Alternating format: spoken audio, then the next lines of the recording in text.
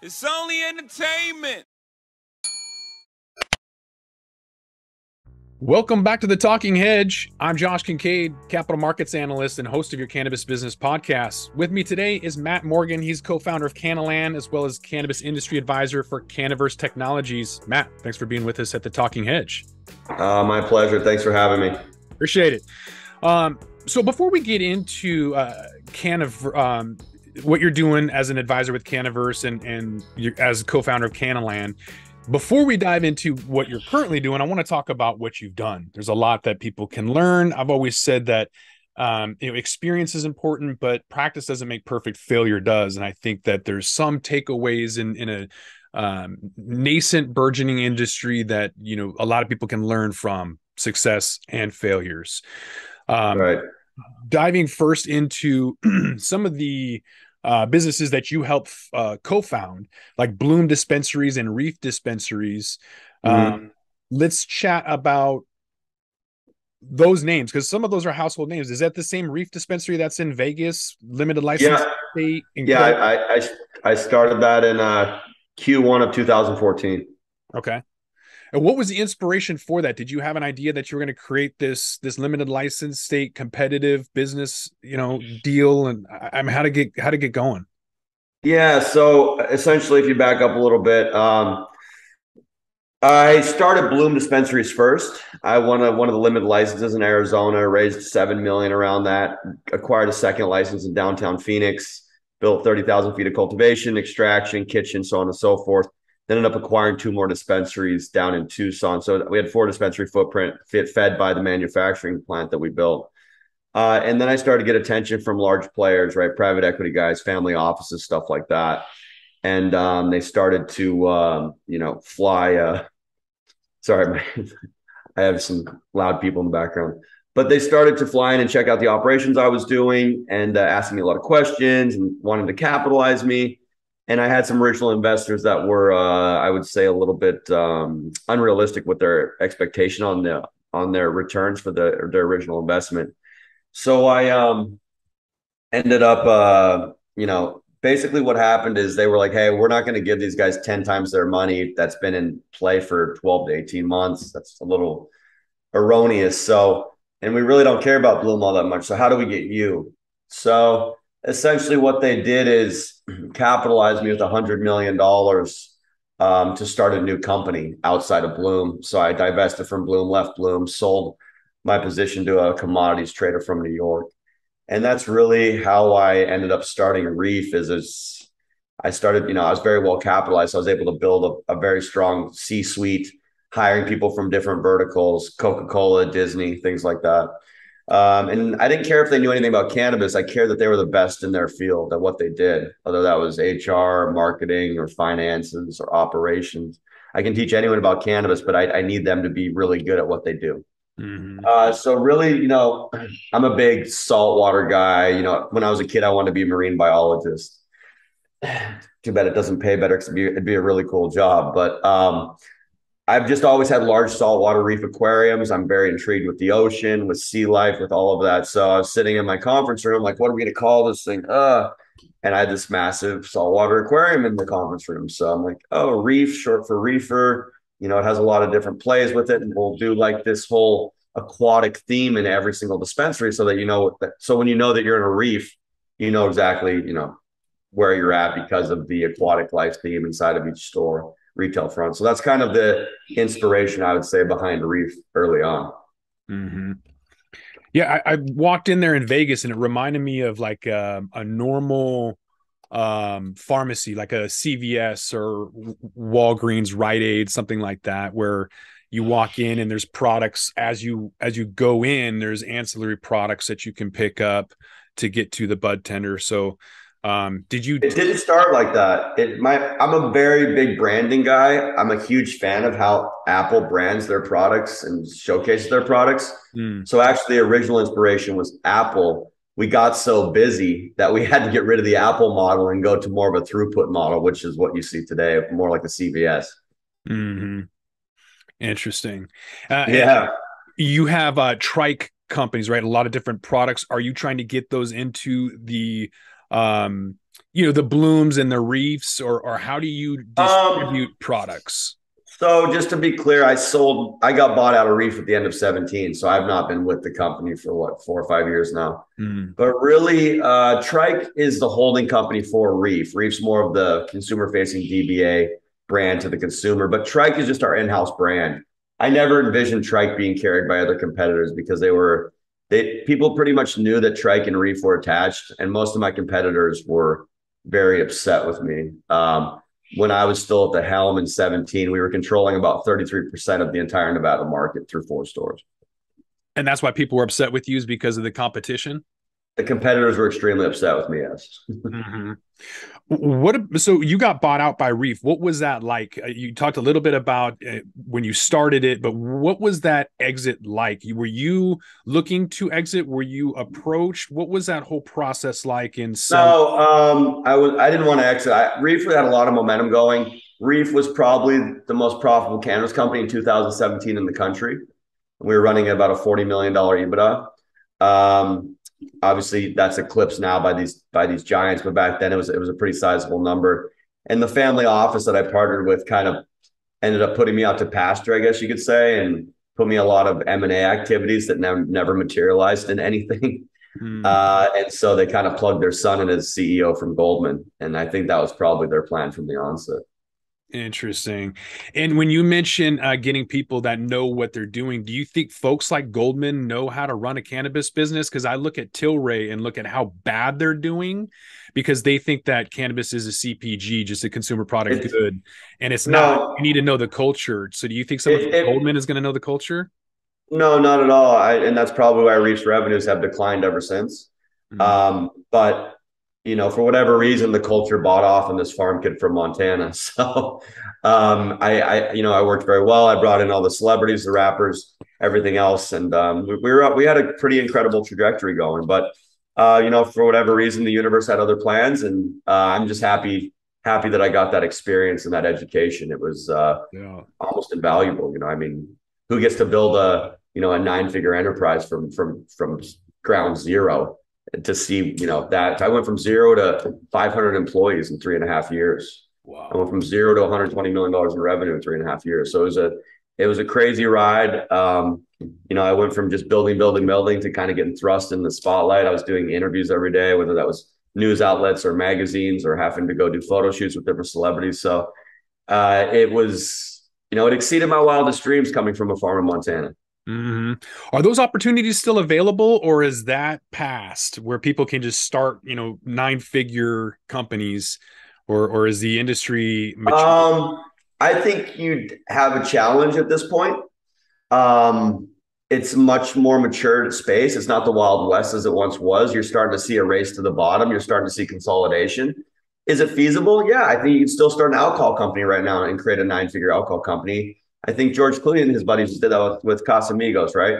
So anything's possible. I think the level of challenge is exponential compared to what it was, call it 5 to 10 years ago.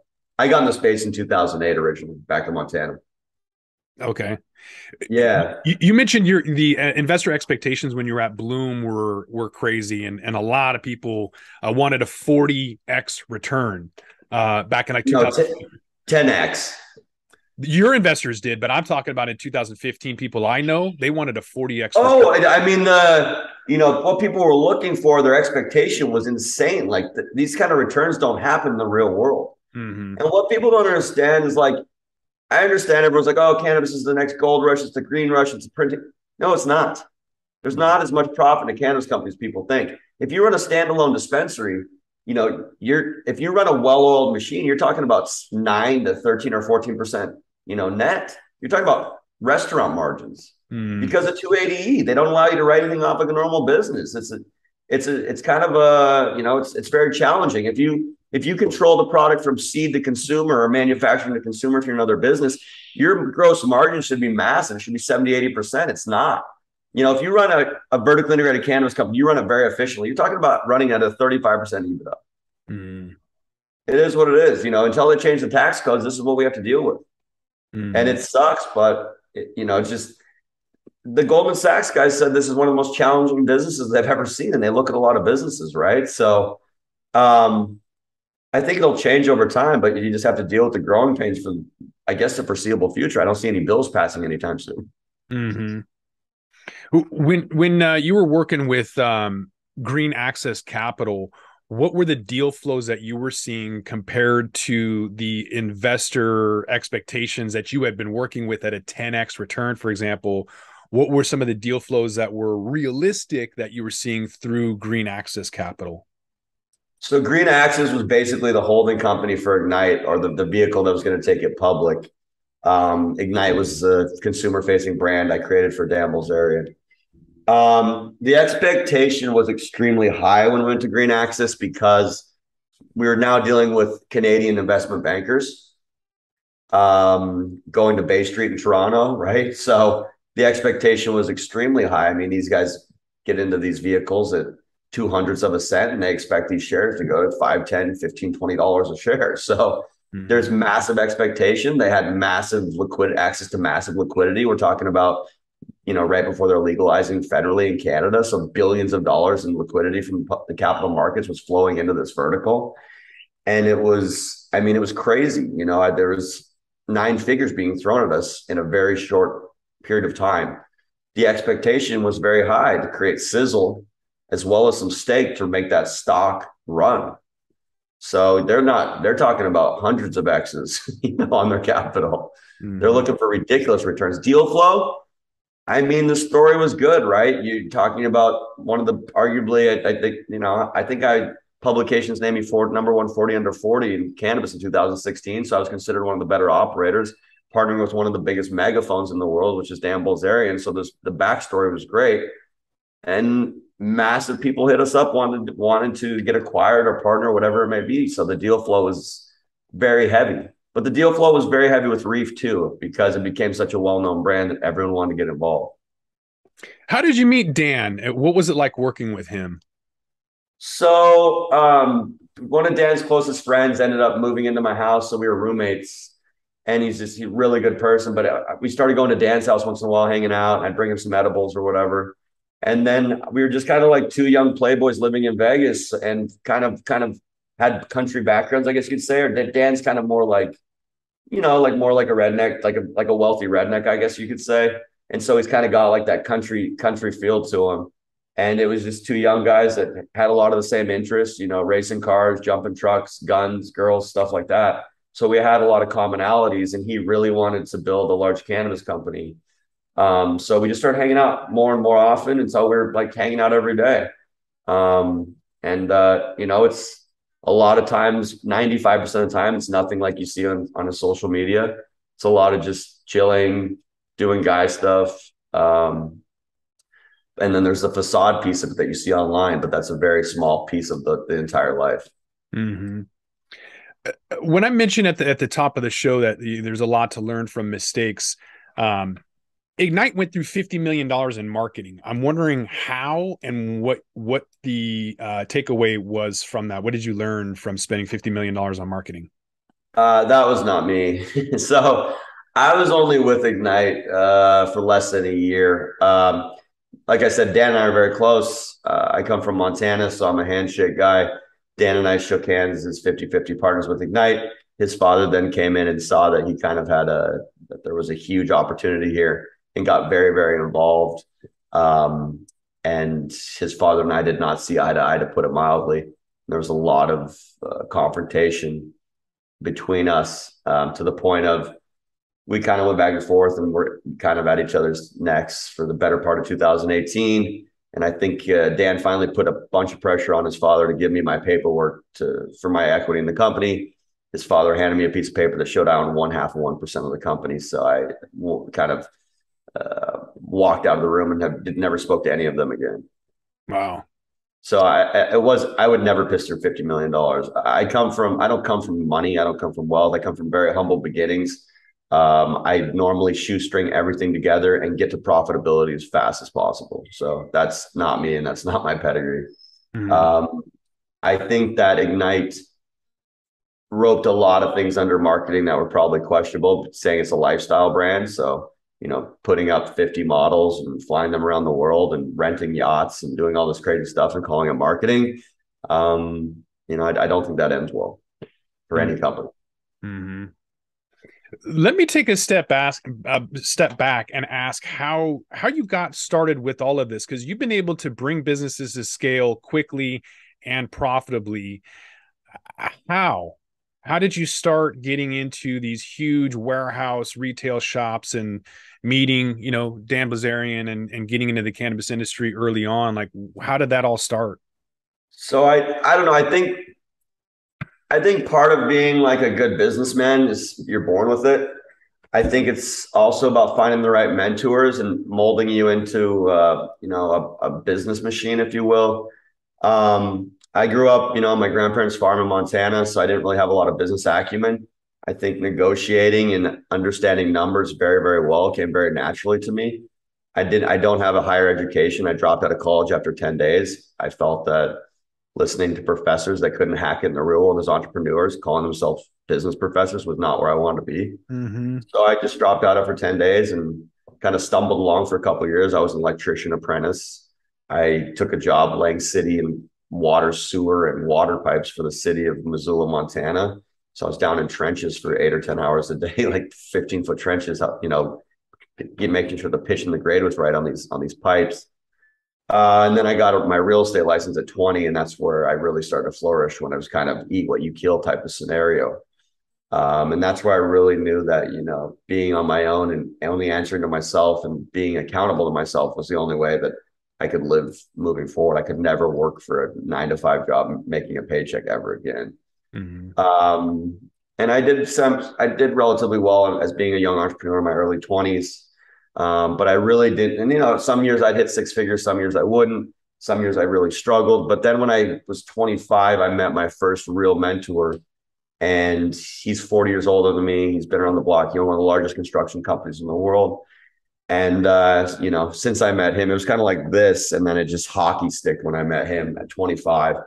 And so I've been in an upward trajectory ever since I was 25. Mm-hmm. And he coached me. He brought I call them the old wise men, but I just have a group of older guys that have kind of showed me the ropes from day one to exiting a very large corporate environment. And so it's not like I just came up with all this stuff in my head. Like they gave me the playbook. They say that I'm very coachable, and I was able to execute on all of this education I was gathering. So between having very strong mentors and just self-educating myself by reading hundreds of different books, depending on whatever education I was trying to acquire, that's kind of the product of what you see today. And I'm very aggressive. I don't take no for an answer. I went door to door trying to talk people into selling their houses with me. And, I'm decisive. I make decisions quickly. If we need to cut rope and head a different direction, I'll pivot. So you got to be very flexible, especially in cannabis, because you might deploy 30 million into a project and they change the regulations on you, and that money, that quote unquote project becomes null and void because they changed the rules on you. So I think adaptability is huge, but I just think being open-minded, getting I'm not a boss where it's like, it's my way or the highway. We're going to sit in a room. I don't have an ego. Like, the best idea wins. Let's get a bunch of smart people in a room. Let's figure out what makes the most sense. Let's give, credit to whoever came up with that idea, and let's move forward as a team. I'm a very collaborative leader, and I think that's helped a lot as well. So you started working on real estate with some of the dispensaries, moving into products, marketing, and then now you're working on the metaverse. So as an advisor with Cannaverse Technologies, you guys created a complete cannabis-themed community and meta marketplace where all aspects of socially responsible cultivation, extraction, manufacturing, distribution, retail sales, and consumption of cannabis and hemp products are enjoyed, and become a pioneer in the cannabis industry, enabling users to buy, sell, market, and promote cannabis and cannabis products within the Cannaverse metaverse. Wow. How? Like, this is digital. Walk us through that.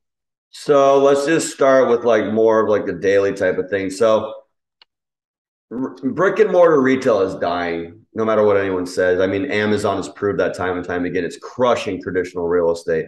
Why would I go to go to a bunch of different stores to get all the products I need when I can literally walk around my house and click 3 buttons on my phone and it ends up in my house within 1 to 3 days? They've created the most logistically efficient machine in the world from a retail product standpoint. Everything's going to follow suit with that, in my opinion. I don't see it going the other direction. Um, During the height of COVID, they asked me to be a keynote speaker at a conference. I'm like, okay, when is the conference? How long is it going? This doesn't sound right. They're like, oh, it goes from September to December. I'm like, what are you talking about? What conference goes for 5 months, 4 months? They're like, it's a virtual conference. So I'm like, what?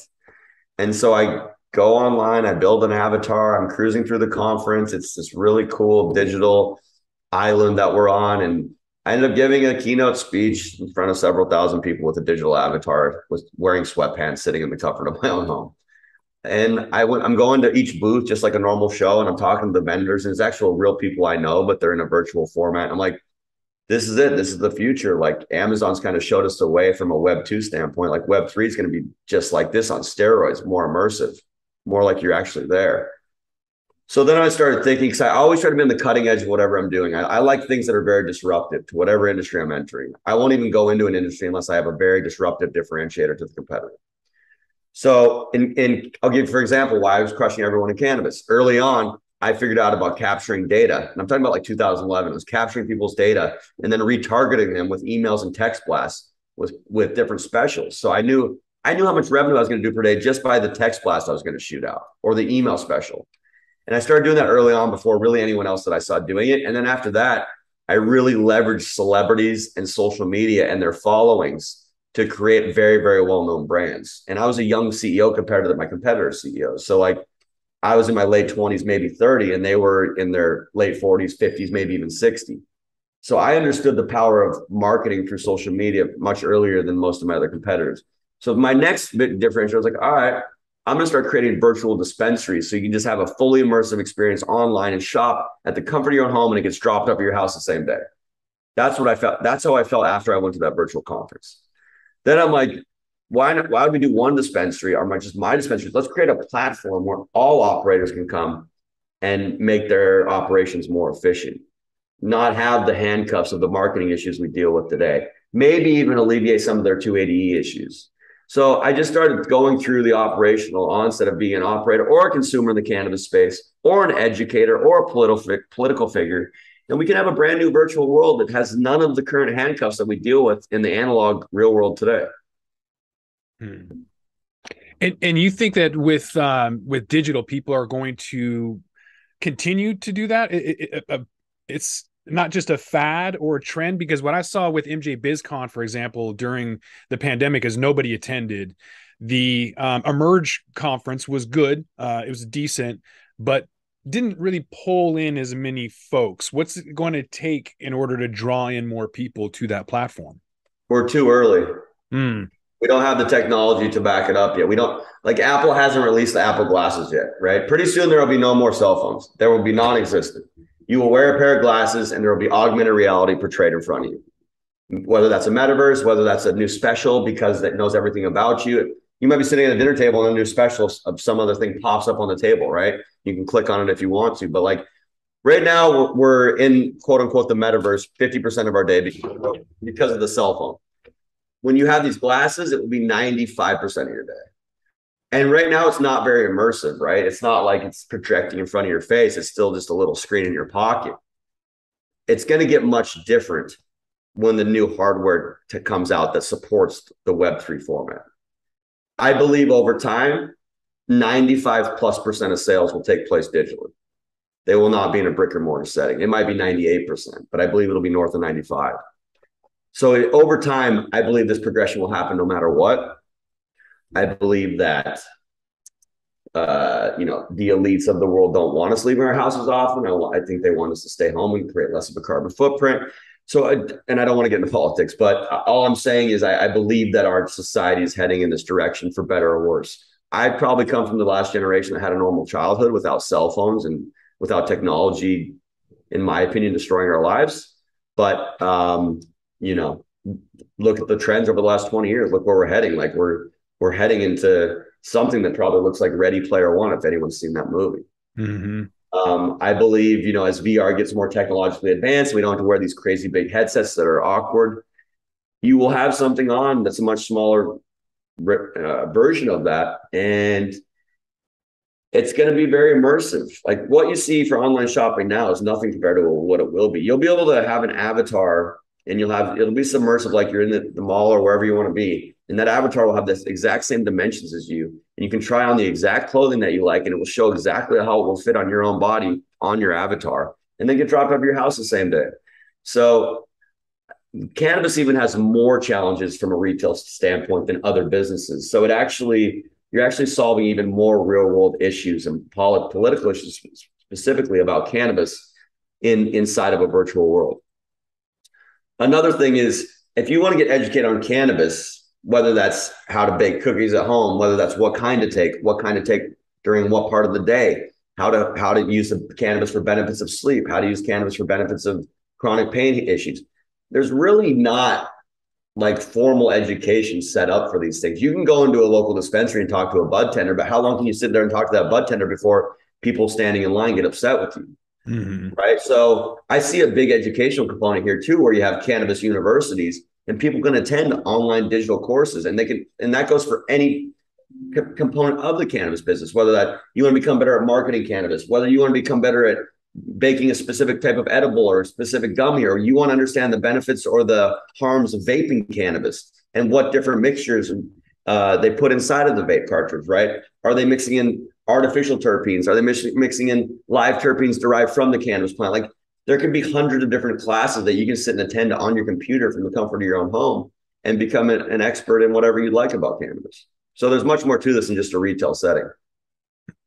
Why is this going to work when the Sims didn't?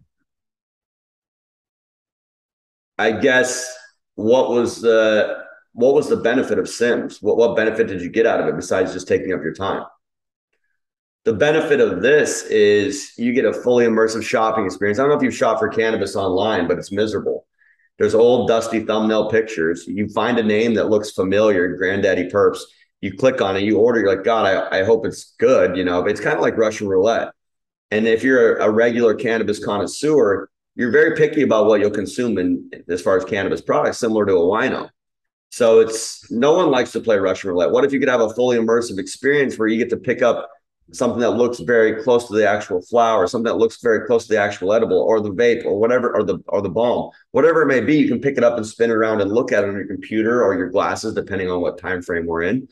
And something very similar to what you were looking at online comes to your house that same day. Mm.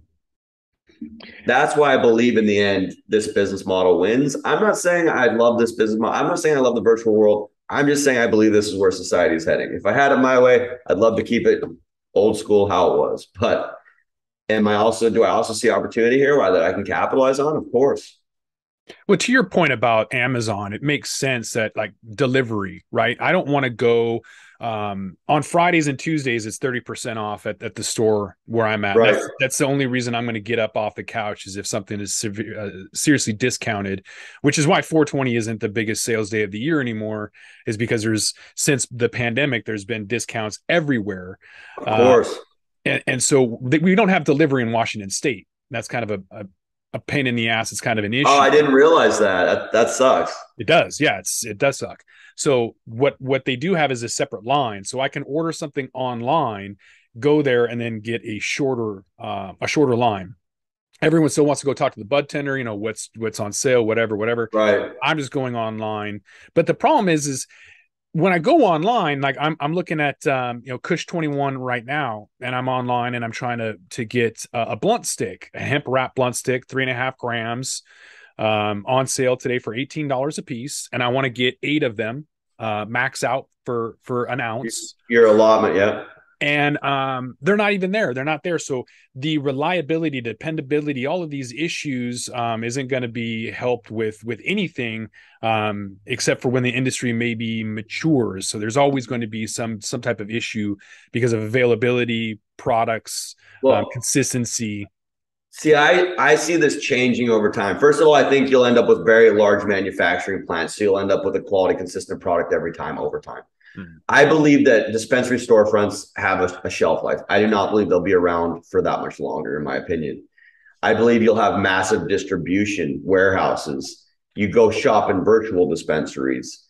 Those large distribution centers, similar to Amazon, end up delivering that product to you very quickly. I believe that will end up happening with drones over time as well.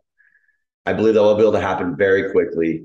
And I think about this: you can be in a virtual dispensary. You can still have a long talk with a bud tender in the virtual dispensary, but it will just be another human being with a microphone at their house too.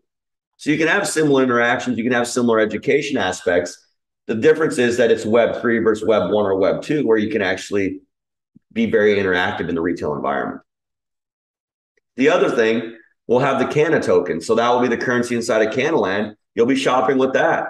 So, there won't be any issues with credit card processing or banking or anything of that aspect. Hopefully, I can carry the Canna token from this virtual world into real life where you'll have it on your phone and it can be used as a universal currency in cannabis, whether it's analog or digital. I forget the online game. There was a Moon or Death Star or something that sold for like $600,000 in real money. Yeah. Is this world that you guys are creating similar to that, where you can sell and acquire digital assets like a Moon? So normally those digital assets are NFTs. And I would say the closest thing we'll be selling is the digital land. So there'll be a plat map with actual lots. And then, depending on how preferential, how like the land is just like real world land. So like there'll be street corners that's more valuable than over here. And, the place with the highest amount of traffic, I guess you could say, will be the most desirable. And you'll actually have to purchase that land, which will be an NFT. So it'll be one of one, and it will lock in those coordinates on that plat map. And a lot of metaverses and play to earn video games are now selling all the parcels of land. Axie Infinity, which was the largest play to earn video game, they sold one parcel of digital land in there for 2.4 million USD. So someone bought a parcel of digital land for almost $2.5 million. Now, we're not trying to make all the money on selling land. So it's not going to be erroneous amounts of dollars for the land, but we will be taking, a small fee on every transaction inside of Cannaland. So the primary driver of our revenue will be that small rake off everything, just like most metaverses do. Are you anticipating this to be another big disruptor, and how much revenue are you anticipating?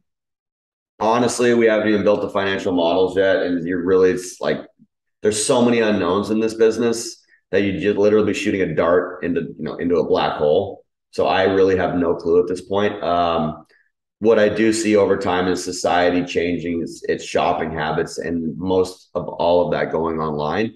And so I do think that we can get ahead of the curve now and build some amazing infrastructure to handle the influx of people that will eventually end up in the metaverse for educational purpose, for entertainment purposes, for consumer habit shopping purposes. So we want to be kind of ready to go and have the land, all up and operating in the short end term, as I do believe in 23, 24, 25, the metaverse is really going to take off. I mean, Facebook changed their name to Meta. Why'd they do that? Because they want to be the metaverse. They want to be the center of the virtual world, right? Zuckerberg is no dummy. He's a visionary. He kind of sees things before they happen. He put a lot of thought, because that's a big deal to change, a $500 million company or $500 billion company, excuse me, and do a complete name change. So the amount of research and thinking he's done around that has to be astronomical. But there's a lot of very smart people that are kind of pivoting and adjusting and getting ready for what they believe is going to happen. I'm in the same boat. Mm-hmm. Well, we talked a lot, Matt. Was there anything else that you want to cover before we wrap this up? No, I think I'm good, Josh. I'm just appreciate you having me on, and Washington's a great state. So hope we can get deliveries out there soon, and increase efficiency, and help people stay home more often and enjoy whatever they like to do. No doubt. Yeah, there's a lot of consolidation that's going to happen in this area here. There's a lot of competition, a lot of consolidation ready to happen. I think you end up with 10 to 15 cannabis companies in this country. In the country. Yeah, I mean, this industry is so fragmented from local levels to state levels to nationally. It's just there's so much fragmentation that no mature industry would ever have this many brands. So I believe you'll have 10, 15 max, but probably more like 10 large cannabis companies that will kind of control the space. That's my belief. Right. And that's the equivalent to the micro brews or the coffee companies, but you still have a lot, or the macro brews, I'm sorry, the big beer companies versus the mini or 8,000 microbrew companies that exist in this country, but they're so small, they're regional, they don't have a lot of market share. Those could come up and pop up eventually, but I'm with you. I think the whole industry is going to be hammered. You're going to have your dozen or so companies, and then maybe a couple of years down the road, some of these smaller producers will come up out of the woodworks, but it's going to take a while. I 100% agree with your assessment. I think you're spot on. It'll be similar to alcohol, right? Like you had the blowout, you had prohibition, then afterwards legalization, and you had, you know, the Coors of the world, the Anheuser-Busch's of the world, the Rainiers of the world, and those were all macro brews, right? Well, then I think this phenomenon happened probably in like 1990, 1995, 2000, somewhere where all these small microbrews started popping up. And I think microbrews are the only growing piece of the alcohol vertical at this time, if I remember correctly. And I think you'll see a similar phenomenon. You'll have the big massive players that control 95% of the market.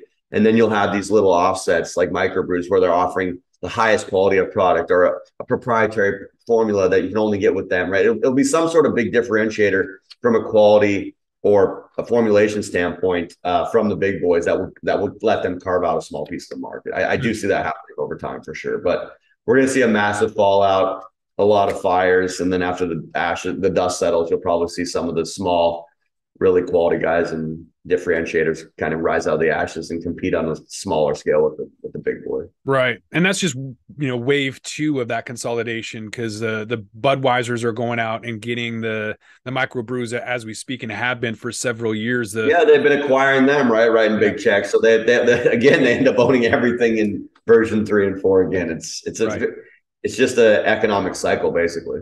Yeah. Interesting. Things are changing. We'll have to have you back soon. But with that, I think we're going to have to roll this one up. So I want to thank my guest again, Matt Morgan. He's a co-founder of Cannaland, as well as the Cannabis Industry Advisor for Cannaverse Technologies. Matt, again, I appreciate you being on the Talking Thanks, Josh. Thanks. Big fan of you guys. Thanks a bunch. Thank you. I'm Josh Kincaid. This is the Talking Hedge. Don't forget to like, share, and subscribe, or don't, and I'm out. Don't forget to smash that like button on your way out and check out these other videos that we've got.